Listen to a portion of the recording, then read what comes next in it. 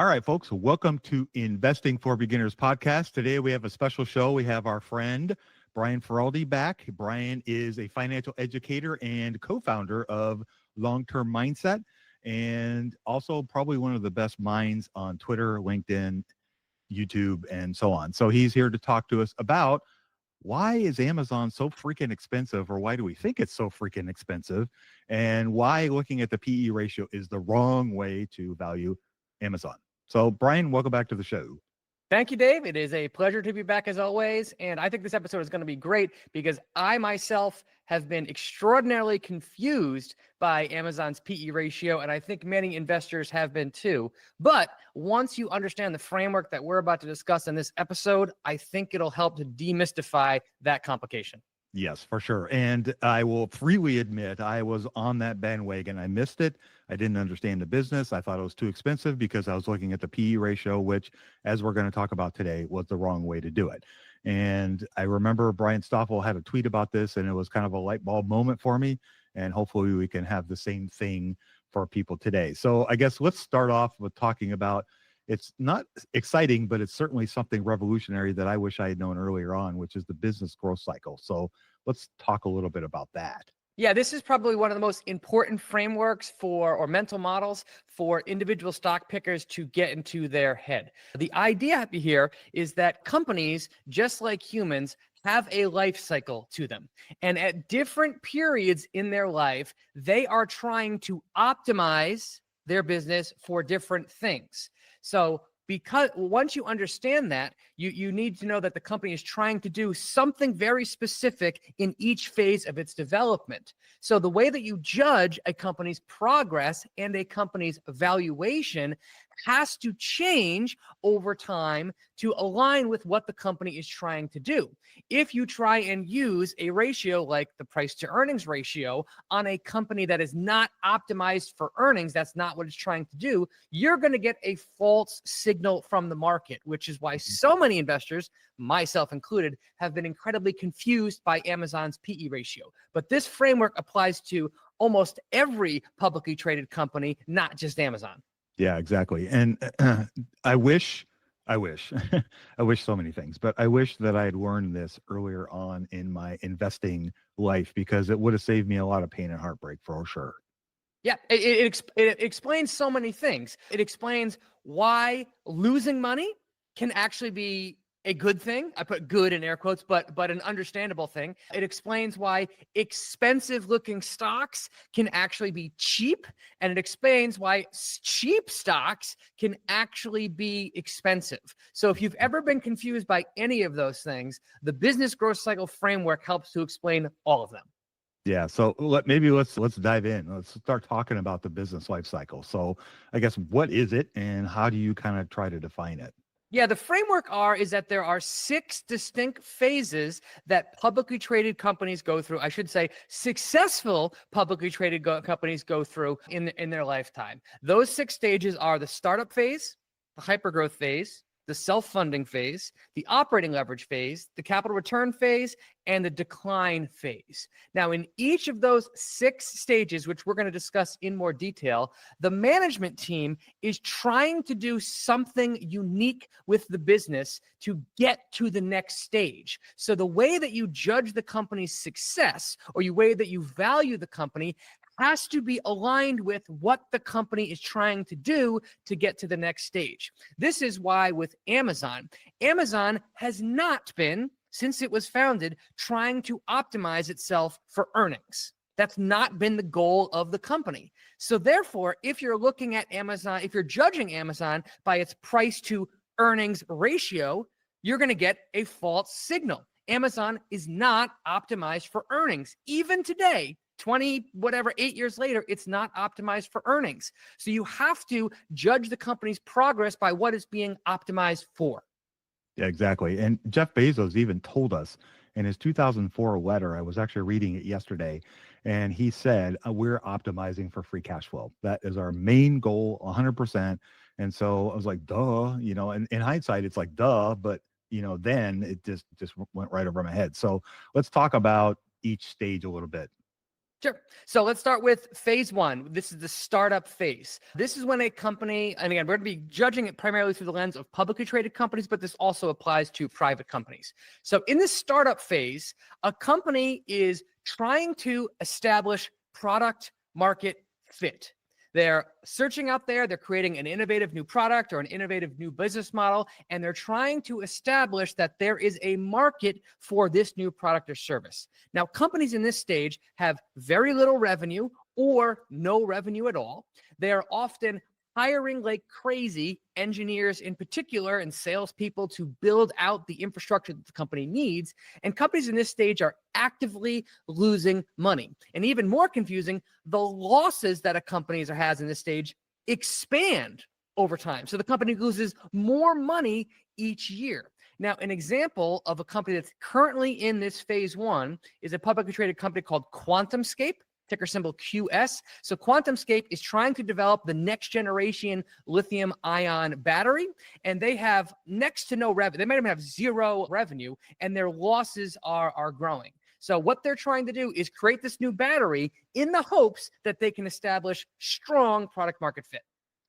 That makes a lot of sense. So something that may confuse other people, would you consider a startup something that would IPO, or is that maybe farther down the chain, or could that be a startup? There aren't many of these companies that come public, or at least ones that we've heard of, but this is fairly common for biotechs to do, clinical stage biotechs, right? Those are companies that are developing a drug. It's extraordinarily expensive to develop a drug. They are trying to establish product market fit. Now, the only way that they can do so is by getting regulatory approval for that drug, which requires huge amounts of capital, hundreds of millions of dollars. So it's fairly common to see cutting edge companies that are trying to develop some brand new technology that come public. So like QuantumScape, there's a couple of companies that are trying to do the electric helicopters and get them around there. That's another industry that's like potentially brand new, requires millions of dollars in funding, and has not established product market fit. So there aren't a lot of these companies, but they do exist. Okay. All right. That makes a lot of sense. All right. So what's number two? Yeah. So phase two is called the hypergrowth phase. So the company has established product market fit. Revenue is there. Revenue is growing very fast. The company is still expanding like crazy. But the key difference between phase one and phase two is there's lots of revenue. Revenue is growing fast. But importantly, the company is losing money, but the amount of money it's losing each year is shrinking.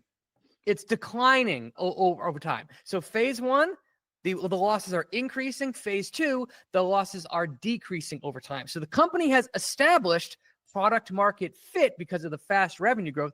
Now it's trying to prove that it can make the business sustainable financially. Yeah, that makes a lot of sense. So in companies in this stage, they're obviously not optimizing for profits. It's all about growth. Yeah, that is the way that you judge them. Revenue growth and perhaps even gross profit growth and the amount of cash that they have in comparison to the losses that they have. So an example of a company that's in hypergrowth phase today is Cloudflare, which is ticker symbol NET. This is a company that has not made an accounting profit since it came public, but the losses that it's generating are currently in shrink mode. So Cloudflare is trying to prove to the market what it's trying to do is that it can become a financially sustainable business. What kind of revenue growth, like percentages, would something fall in this category that you'd want to see? Like if you're seeing 20% or 15% revenue growth, is that considered hyper growth, or would it be something greater than that? Yeah, typically I would want to see greater than 25% revenue growth. It depends on the nature of the business, right? Companies that have to physically produce something for sale, you would expect that their growth rate would be slower than companies that are just selling digital products or digital internet things. So a company like Cloudflare, which has nearly infinite scalability, you would expect to see faster growth on. But I would say as a general statement, you would want to see at least 25% annualized growth. Okay, that makes sense. All right, so let's move on to stage three. So in stage three, this is when a company successfully proves that it's a sustainable business. And it does there by generating break-even on the bottom line. So the company's goal in this stage is to prove that it can scale operations. So companies that are in phase 3, the self-funding phase, are typically still growing the top line very fast, but margins have improved across the business. And importantly, the losses are basically zero.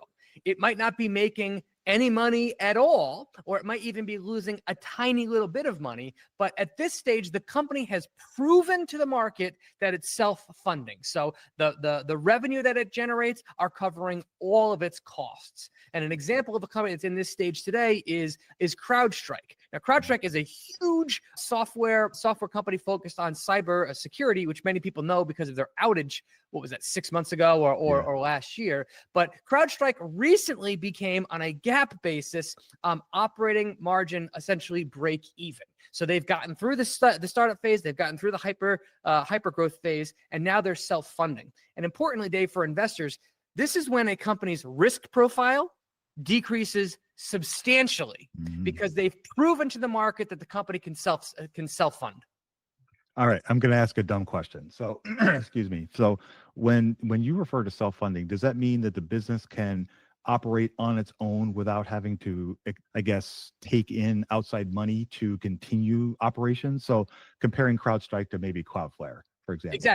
Exactly. The company has proven that it no longer needs to raise outside capital from either investors or lenders in order to just fund its operations. Companies in phase 1 absolutely are dependent on outside capital to fund themselves. Remember, their losses are growing. Companies in phase 2, they may rely on outside capital because it depends on how big the losses are in comparison to how much cash they have. But when a company gets to phase 3, it does not need to ever raise outside capital again.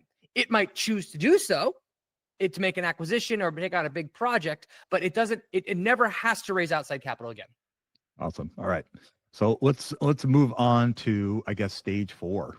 So in phase 4, a company has successfully proven that it can get to self-sustaining, right? It's generating more revenue than it needs to cover all of its costs. And now the business becomes focused on maximizing its profit. So this is called the operating leverage phase. Now, it's common for companies that are in phase 4, operating leverage, their revenue growth is still there, but it slows down.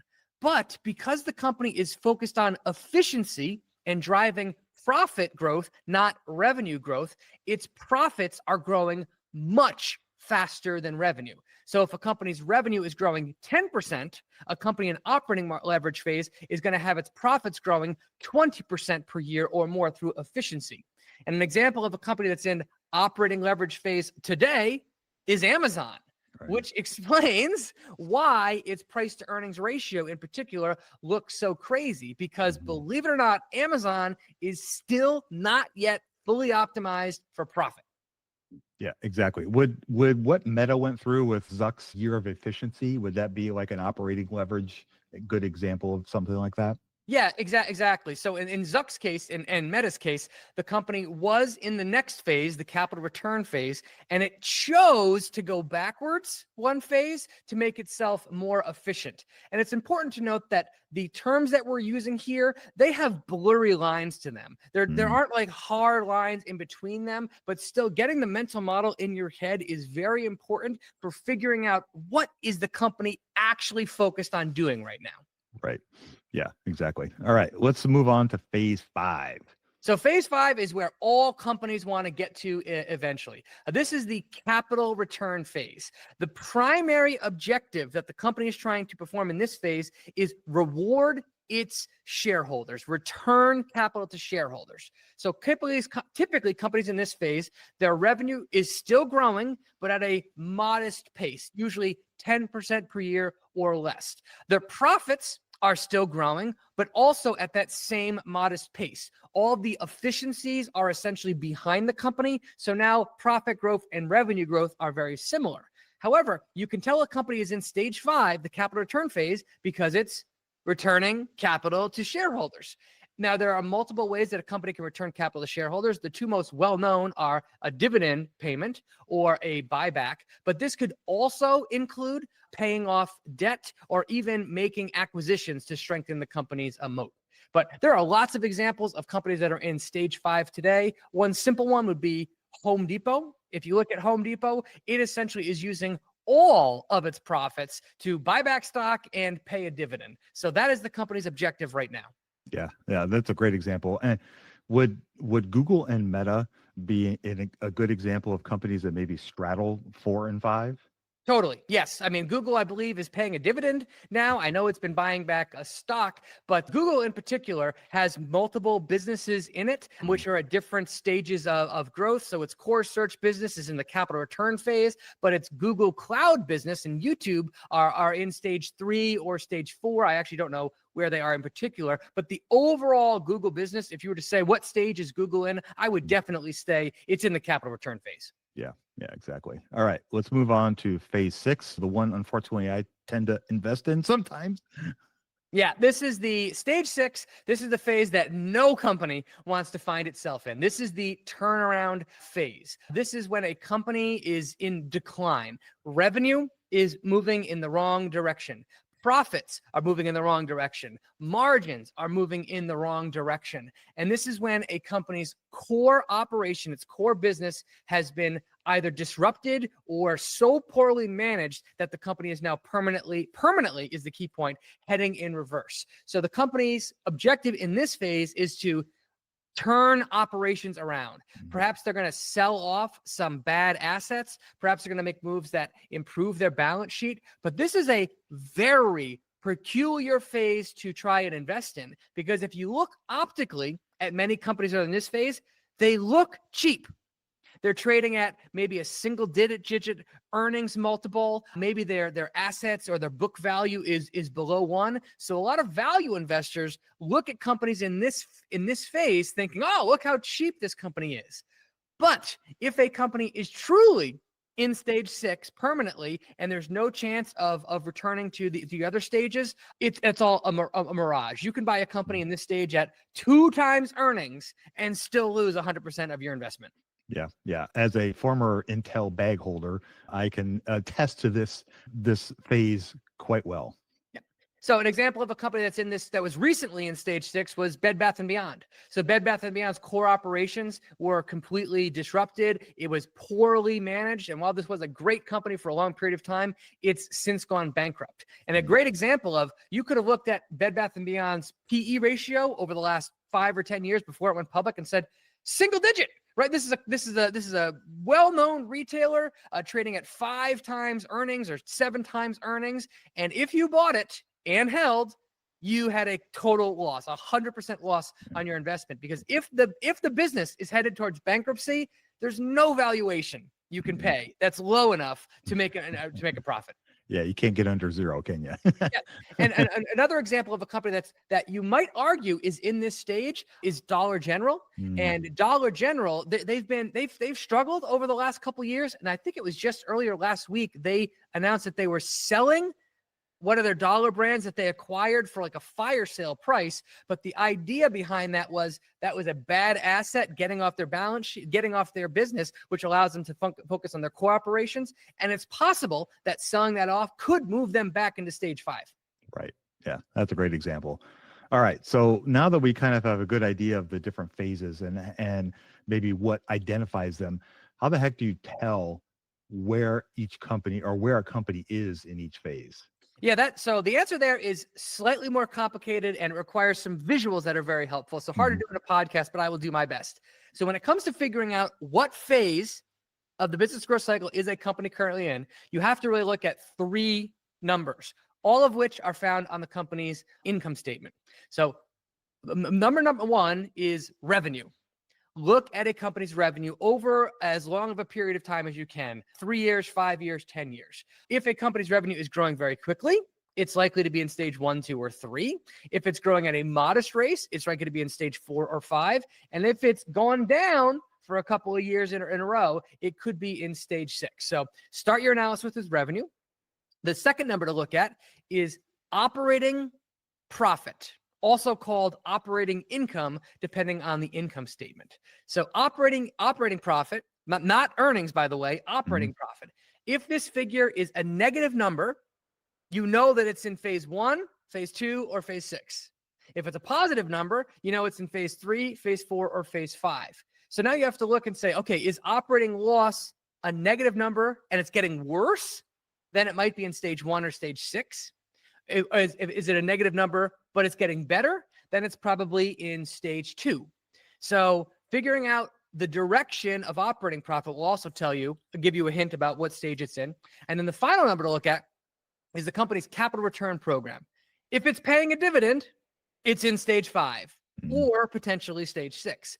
If it's buying back stock, it's in stage 5 or potentially in stage 6. If it's paying off debt, it could be in stage 5 or in stage 6. So you have to know the nuances of the 6 stages, but those are the 3 numbers to look at: revenue, operating profit, and capital return. Okay. All right. I think that's a great framework. So, okay, now we're going to talk about the big boy in the room. What about valuation? And I think particularly with Amazon, because we teased that at the beginning. So let's talk through that. Yep. So again, let's get back to the 6 stages. What is the company trying to do in each stage? What is the primary objective? Well, let's go to stage 1. The only objective is establish product market fit. The way that you tell if a company has established product market fit is revenue. Full stop, period, revenue. You don't care about really any other number than revenue. So the way that you value a company in stage 1, which is a very hard stage to value, is primarily by looking at the price to sales ratio, the PS ratio. Now, this gets pretty tricky because some companies don't even have revenue in stage 1, like a lot of clinical stage biotechs or startups that are trying to launch new products or services to market. They often don't have revenue. So for them, you might have to do total addressable market analysis when you look at, well, what could sales be if this company is successful? What could the market cap be if those sales materialized? And then how does that compare to today's valuation? So it's very hard to value a stage 1 company, but the only thing you can really look at is sales. That makes sense. What about like hypergrowth or self-funding? Yep. So stage 2, we're going to be looking at the price to sales ratio. And ideally, you'd be looking at the forward price to sales ratio. FinChat includes this number. So it's the company's price divided by next year's sales estimates. And it's useful to look forward at what sales are expected to be because companies are growing so fast in this stage. That would be the primary one that I would use. A secondary one that you can use in this stage is the company's price to gross profit ratio. So gross profit excludes all operating expenses. And if the odds are good that the company might be optimized for gross profit in this stage, but the number one metric that I will look at would be forward price to sales ratio. What would be a good ratio for that? Like what would tell you, okay, hey, maybe this is cheap or hey, maybe this is expensive? It always depends on the growth rate of the business, the opportunity of the business, and a bazillion other factors. But as a general statement, anything under 5 would be cheap in air quotes. Between 5 and 10 would be fairly valued, and over 10 would be expensive with 100 billion caveats necessary in there. But as a general framework, for me, I think under 5, cheap in air quotes, and over 10, expensive. That would get you in the ballpark. Yes. All right, perfect. All right, so let's talk about phase 3, self-funding. How do we value those companies? Yeah, again, so companies self-funding. That means that its revenue is now covering all of its costs and it's breaking even on the bottom line. So we still can't look at earnings because they're essentially zero, but that's a really good thing. The company got to the self-funding phase. So we still have to focus our attention at the top portion of the income statement. So now I would look at the price to sales ratio, not the forward price to sales ratio, just the trailing price to sales ratio and the trailing price to gross profit ratio. Those 2 numbers would be the best indicators of value in stage 3. Okay. All right. That makes sense. All right. So stage 4, operating leverage, Amazon's prime real estate. Yep. Okay. So here we are, stage 4, operating leverage. This is a company that is growing still, and it's officially focused on optimizing margins. So it's focused on making the business more profitable. So because if the company does have profits and those profits are improving, we have to look at estimated profit margins over the next year because the company is focused on increasing its profits. So in this stage, I would look at the forward price to earnings ratio as my primary measure, and my secondary would be looking at the forward price to free cash flow ratio. Again, the denominator here is an estimate in the future. So it's less precise than looking at the actual numbers, but because a company is still optimizing for profit, it makes a heck of a lot of sense to look forward than it does to look backwards. Okay. So why, I guess what would be a good range for these companies? It always depends on the company's growth rate and a bazillion other factors. But again, as a general statement, I would look towards Peter Lynch's famous PEG ratio as a rough number. So if a company's sustainable growth rate is 30%, I would want a forward PE ratio of 30 or under. And if a company's sustainable growth rate is 50%, I'd be okay with a PE ratio of 50 or more. But there are multiple things that you need to think about, like how early on in the operating leverage phase is a company, right? If its current net margin is 2% and you think it could get to 20% with a lot of improvement, well, I would be very lenient with the forward price to earnings ratio that I would pay. But if a company has a 10% margin and you think it could get to 12%, there's less room in there for lots of operating gains. So I would be more focused on valuation. But as a general statement, under 20 would be cheap and over 40 would be expensive, with, again, a bazillion caveats. Right. Bazillion. All right. So why is using the PE ratio not appropriate for Amazon? Again, Amazon is clearly in the stage 4. It's in the operating leverage stage. So Amazon is not optimized currently to show earnings, the E in that equation. It is optimized to show, or not fully optimized to show, free cash flow.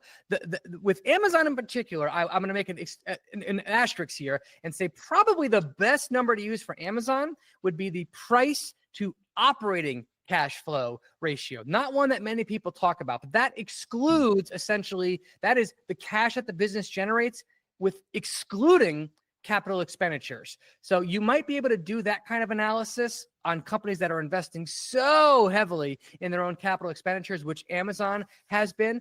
Now, that is not a ratio that I throw around lightly or would use very often. But since Amazon has been investing so heavily in its own infrastructure for years, it might be a more accurate way to look at the company's profit than to use free cash flow, which is being depressed because of those huge capital investments. But when it comes to valuing any company, I always like to look at several ratios and use kind of like my intuition for which would be best. But if you force me to say which is the best ratio for Amazon, I would say price to operating cash flow.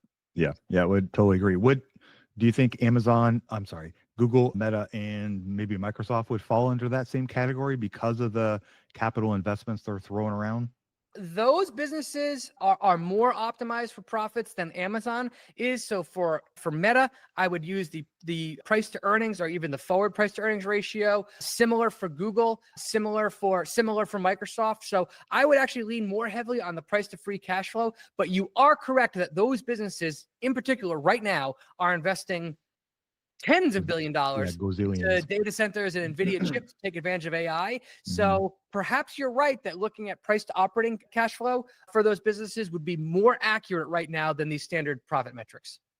My life's passion is to turn over as many rocks as I can to find the gold that's hidden underneath. To see a sample of a stock where I did just that, go to stockwriteup.com. All right. Awesome. All right. Let's move on to phase 5, capital return. Yep. So this is a business, again, that is fully optimized for profits. It's fully optimized for returning capital to shareholders. So finally, in phase 5, we can look at the plain old boring price to earnings ratio. It's finally a useful number. And I would also look at the company's price to free cash flow ratio and compare how those two numbers are. But this is when the PE ratio is finally useful. A company is fully optimized for profits. Its growth is relatively slow, and it is optimized for returning capital to shareholders. So price to earnings ratio works. Price to free cash flow ratio works. Dividend yield works. Earnings yield works. Free cash flow yield works. So when it comes to, if you like using multiple analysis, which many investors do, phase 5 is the phase to do it in. Yeah, exactly. All right. So phase 6, what can we use to value any of those? So this is a phase that comes with a lot of asterisks. And for me personally, I just avoid phase 6 altogether. So I actually think it's very dangerous to use traditional valuation metrics to look at phase 6 companies because they optically often look so cheap. The price to free cash flow ratio looks cheap. The price to earnings ratio looks cheap. The price to sales ratio looks cheap. The price to book value ratio looks cheap. But again, if you are convinced that a company is in a permanent state of decline, there's no multiple low enough that you can pay and earn a good return over time without trading and getting very, very lucky. So in phase 6, I personally avoid all phase 6 companies and only will look at them again if they've proven that they can get back into stage 5. But if you're the type of investor that loves dumpster diving and looking for like ultra deep value, this is the place to look, but I don't know how to do that successfully. Yeah, I don't either. I'm a DCF guy. I like to use DCFs. I know that makes me strange, but at what would it fit for any of these phases and where? Yep. So DCF analysis works best when a company is in phase 5. It works okay when a company is in phase 4, and it doesn't work at all in phases 1 through 3. A DCF model might be useful in stage 6, but I would use an extremely high discount rate. But again, to me, if a company is truly in stage 6, there are very few valuation techniques that you can use. But if you like DCFs, I would totally use them on phase 5 companies. Okay. Awesome. All right. So how long will companies stay in these phases? Will they vacillate back and forth, or will they stay in one stage forever? Yeah, this is another tricky thing. So companies can be in any of these stages for as little as a day and as long as a couple of decades. Like Coca-Cola, for example, has been in stage 5, the capital return phase, since like 1915. Or something along those lines. So there's no limit on how long a company can be in any of these stages for. Conversely, there are clinical stage biotechs that came public over a decade ago that still have no product on the market and are still in the startup phase. Now, the only way that those companies are surviving is by continually raising outside capital from investors. So they've been horrible investments, but companies can stay in any of these stages for any period of time. There's no time limit. The best companies get to phase 5 very quickly and then stay in phase 5 for decades. But those are, of course, very rare. Yeah, very rare. Do companies all follow this pattern from going from startup all the way to decline, or or will they move back and forth? So that's what is tricky. I would say that the mental model here and the visuals are extraordinarily useful for thinking about companies, for looking at key metrics, for judging their progress, for figuring out how to value them. But not all companies perfectly fit into this mold. Some companies are instantaneously profitable. They start up and they are profitable right away. So they kind of blitz right into phase 4 and phase 5 just because the economics of the business are so good.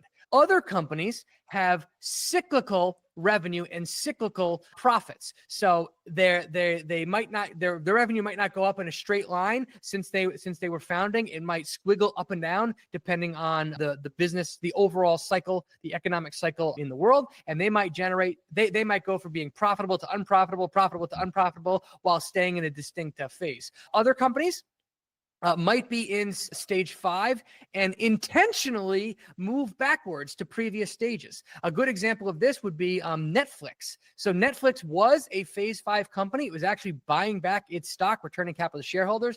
And then they decided to go all in on streaming.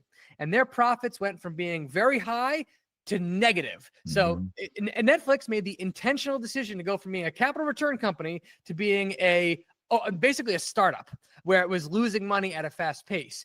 That's a very difficult thing for companies to do. And I would say it can only be done by visionary leadership like Netflix has. So companies can go forward through this process and backwards. Okay, that makes a lot of sense. All right, so maybe I could quiz you on a few companies and you can kind of tell me where you think they might be, not holding anybody's feet to the fire. So I guess the first one would be Tesla. Where do you think they fall into this category now? Yep. So Tesla would be, I would argue, one of the hardest companies in the world to value. And I thought I'd start with something easy for you. Yep. And I would say Tesla overall, the overall business is in the operating leverage phase. A few years ago, it was fully optimized for profits, and they were talking about returning capital to shareholders. But Tesla has has reached the scale where the business cycle is going to affect its revenue. So because so much of its profits are generated from selling cars, it's now going to be, and it's reached enough scale, it can't grow without a strong economy. So the company's revenue and profits are going to fluctuate, but I would argue the overall business, Tesla, the overall company, is in stage 4 operating leverage. Awesome. All right. How about Visa and MasterCard? Visa and MasterCard are easy. They are both clearly in stage 5, and there are so many numbers that you can look at, so many multiples that you can look at to judge their value. How about Uber? Uber recently came through and is now generating profits. So Uber is in stage 4, perhaps even, I haven't looked at them closely, perhaps even late stage 4, eking into stage 5. But I know that company, that is a great case study to look at for the stick stages, because Uber is like matching up with this perfectly. Oh, yeah. Yeah, exactly. When you look at their charts on FinChat, you could see, I mean, you can almost literally see this chart just as the company has evolved. It's amazing. How about, let's throw out a company like Costco. Costco, stage 5. Okay. Easy. All right. Easy. How about TSMC? Not a company I know well at all, but I'm going to guess stage 5. I mean, they're a massive business, right? Yeah, So right, yeah. I'm going to guess capital return but I'm going to assume, since they're in the semiconductor space, that they have some cyclicality to their revenue, but I'm not sure of that. Okay. How about something like S&P Global or Moody's? Both of those would be in stage 5, capital return. Okay. Fantastic businesses, by the way. Yeah. Yeah. Fantastic businesses. Trying to think of some other ones that are maybe super popular. How about Celsius? Celsius, again, I have not looked at them closely. If I was to guess, I would say in stage 4 operating leverage, but isn't Celsius's revenue heading in reverse? Yeah, I think so. Yeah. Yeah. I don't follow the company that closely, so I don't know for So sure. I would argue that Celsius was probably in late stage 4, but when they were in hypergrowth mode, and now they're moving backwards, maybe into stage 3. But because of their deal with Pepsi, I know that they have like inventory issues that they have to deal with. But Celsius is somewhere between stage 3 and stage 4, but recently heading in the wrong direction. Yeah, for sure. What are some other companies besides Cloudflare that you can think of that might be in the hypergrowth stage at this moment? I haven't looked at Rivian closely recently. I don't know if their operating profits are increasing or decreasing. I think they're still increasing, but they might be at that peak operating loss right now. So Rivian would be somewhere between phase 1 and phase 2. I also haven't looked at Coinbase recently, but Coinbase is probably, actually, I know that Coinbase is extraordinarily cyclical. Like their revenue is tied to crypto prices more so than anything. So that's a really hard company to figure out what phase are they in. Because I think when they came public, they were way into phase 5, and then the crypto market fell out the floor and they went back to losing money. So they might be a tricky one. I don't particularly invest in phase 2, so I don't know many examples off the top of my head. Yeah. Do you mostly stick in the 3, 4, and 5 range? Yeah, and this is actually a great point. You have to know as an investor which of these 6 stages interests you. If you were to ask me what stage is most of my portfolio in, I would have told you it's in stage 4. Stage 4 is my favorite stage. This is when a company has gotten to scale. It's reached profitability, so the business has been significantly de-risked. But because of the business growth cycle, many investors ignore these companies because optically they look expensive. But if the company can grow and get efficient, it can become cheap really, really quickly. So if you were to ask me what stage is your portfolio in personally, I would have said stage 4. But then I did some analysis in FinChat. I loaded my portfolio in there and looked at the statistics, and it was clear that actually I'm a stage 5 investor. Almost all of my companies, the vast majority of my capital is in companies that are already in stage 5. But to be fair, when I bought them, they were in stage 3 or stage 4. Yeah, that's so funny, because if I think of the companies that you and I have talked about, I definitely would have put you in 4 and maybe 3. But to your point, when you bought them, they were much earlier. Now they've matured. Yeah, I mean, take Tesla for example. When I first invested Tesla like 6 months after the IPO, so it was like 2011. Tesla was a stage 1 company. No doubt about it. They were losing money and their losses were growing over time. Extraordinarily risky investment.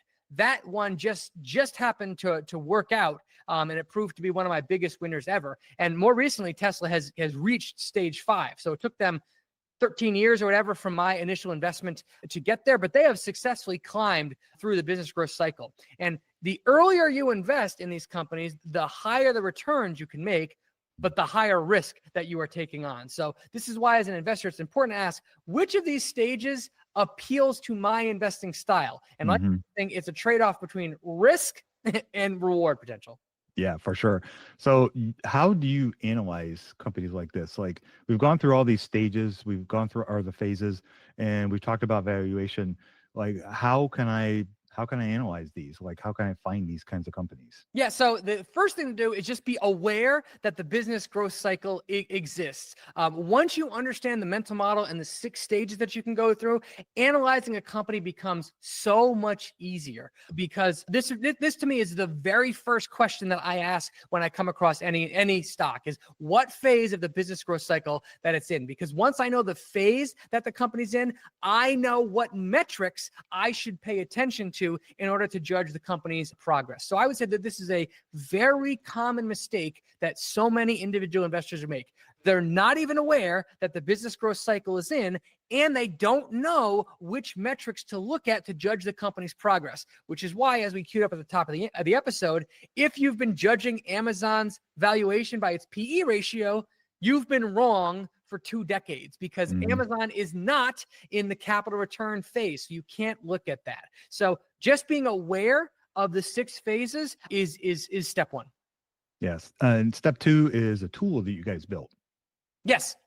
So we recently built a tool. It's called Stock Simplifier. And what it does is it walks you through the step-by-step process of figuring out, first, which phase of the business growth cycle is a company currently in. And then secondly, the tool actually automatically shows you the key metrics that you should track depending on which phase of the business growth cycle a company is in. So we built a tool that's very simple with drag and drop icons that you can fill in to track the company's revenue, operating profit, and capital returns. It actually comes with a full course that shows you, if you're like, how do I look up revenue? How do I look up operating profit? What metrics do I look at? We have a full course that comes alongside with it that teaches you each of those steps. And in addition, everyone that buys Stock Simplifier gets a live training workshop with me, where I walk through the entire process of analyzing a company's business growth cycle, looking up the key metrics, and then showing you where in FinChat and SEC filings to actually find the numbers. So if you are interested in learning more about the business growth cycle or learning the key metrics and want hands-on help, check out Stock Simplifier. Yeah, exactly. And I was lucky enough to be a beta tester for this, and I got to see it and see everything that these guys built. And it was so easy to use. And I remember thinking many times when I was looking through everything, I wish I had had this at the beginning. I wish I would have known about all this and had something like this when I first started, because it made it so much easier. It was so much quicker to move through companies.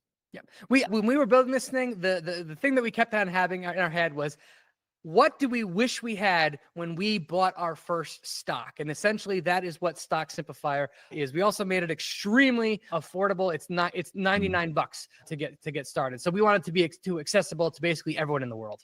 Yeah, exactly. And I mean, it's a great tool to help you get started, especially if, it doesn't matter where you are in your investing journey. This is something that would help you out a lot. And it's actually something that Andrew and I believe in enough that we're affiliates for Brian with this. And we will have a link in the show notes for you to check it out, to see if it can help you. It definitely will help you. We're big fans of everything these guys do, and they're very good educators, as you've seen through the time that we spent together today. Yeah, I'm glad you mentioned that. We have had some investors that have used it, and I try and talk to basically as many people as I can that have used it. And there are some investors that we've talked to that said, I've been investing for 10 years, 20 years, 30 years, and I could never explain Amazon's PE ratio, or I could never understand why this stock looks so cheap, but it went down. But once they took Stock Simplifier and kind of run it through this framework, they're like, God, this makes so much sense. Yeah, it really does, and it helps explain, to your point, why using certain ratios for different companies is just wrong. And it leads to lots of investing mistakes, either on the optimistic side or the pessimistic side. Yep. I've made all those mistakes myself. So I wish I had access to this tool when I first started. Yeah, me too. Me too. Well, Brian, this was awesome. I really appreciate you coming on and helping educate our listeners and me again. Where can people find more about you and what you got going on?